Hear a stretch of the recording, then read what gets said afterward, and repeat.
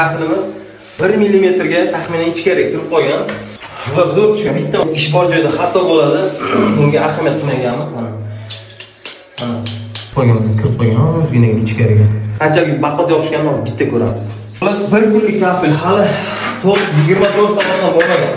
Svejligida qayta chiqarib olsa bo'ladi. Oradan bu 10 kun, 15 kun agar o'tkazib turib kafilni olmasangiz, hech ham iloji yo'q. Bo'lmaydi. Sindirib maydalab olishingiz mumkin. Hozir sizlarga orqasini ko'rsam, qanchalik yopishgan. Videoga ko'rishingiz mumkin. Qanchalik mustahkam yopishtirdik. Mana boshqatdan yopishtirib oldik. Cho'tki qilib. Ana endi cho'tki bo'ldi. Mana bu yoqlar zo'r bo'lgani, faqat mana shu tepasi kirib ketgani.